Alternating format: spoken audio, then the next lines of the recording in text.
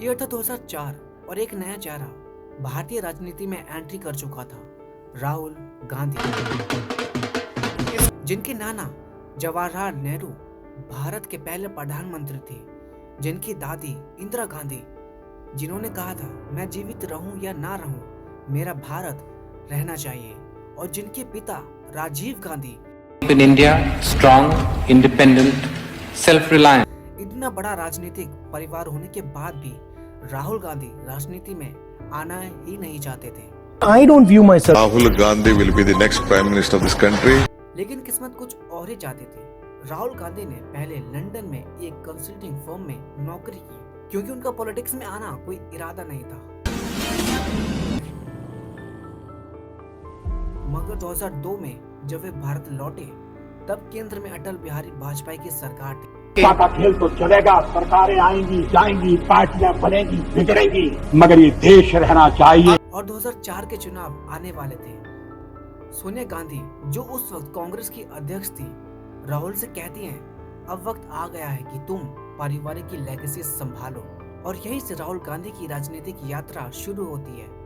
राहुल गांधी ने 2004 में अमेठी से चुनाव लड़ा, जो उनके पिताजी की सेफ सीट मानी जाती थी, और 2.5 लाख वोटों से जीत भी हासिल की। कांग्रेस उस वक्त केंद्र की सत्ता में आई और सबको लगा कि गांधी परिवार की लेगेसी अब राहुल गांधी के हाथों में सुरक्षित है। लेकिन राहुल गांधी ने किसी भी मंत्रालय या पद को लेने से साफ मना कर दिया। उन्होंने कहा, देश की सेवा करने के लिए किसी पद की जरूरत नहीं। 2005 से 2010 तक राहुल गांधी ने ग्रासरूट लेवल पर काम किया, किसानों से मिले, दलितों के घर खाना खाया, लोकल ट्रेनों में सफर किया।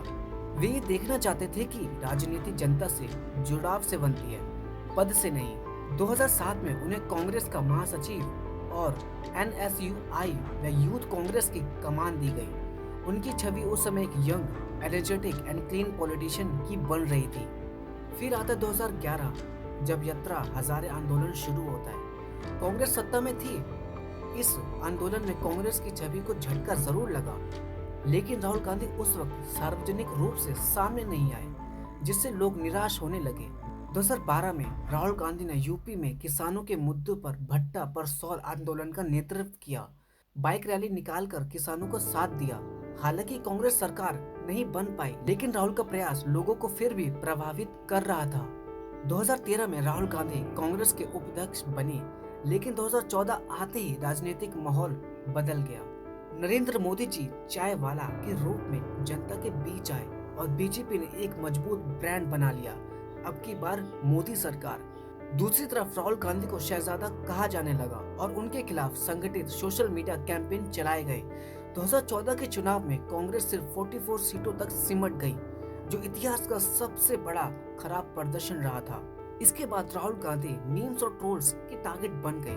पप्पू शब्द उनके नाम के साथ हमेशा जुड़ गया।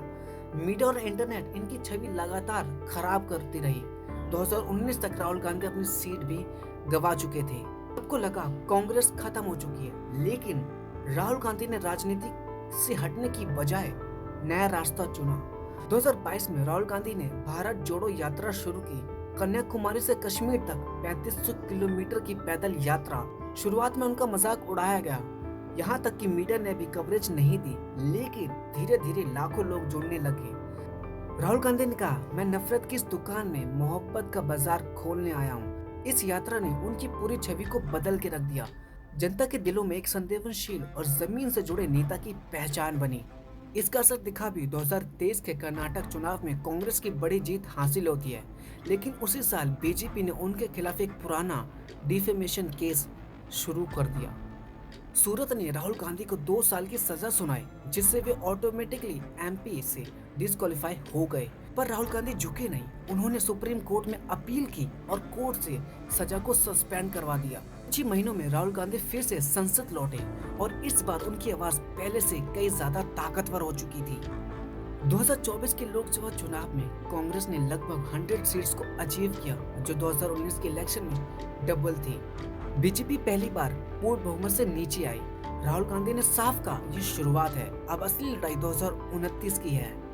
आज राहुल गांधी को लेकर लोगों की राय फिर बदल रही है। 2002 से 2014 तक उनका राइज हुआ 2014 से 2022 तक वो गिर गए और 2022 से अब तक वो दोबारा उठ खड़े हुए हैं। कई एक्सपर्ट्स का मानना है कि 2029 के चुनाव में राहुल गांधी भारत के अगले प्रधानमंत्री हो सकते हैं। Rahul Gandhi the return of a leader, Rahul Gandhi the rise, fall and the comeback of the India most understood leader in India. अगर आपने इस वीडियो को यहाँ तक देखा है तो वीडियो को लाइक करके हमारे चैनल को सब्सक्राइब जरूर करें। जय हिंद, वंदे मातरम।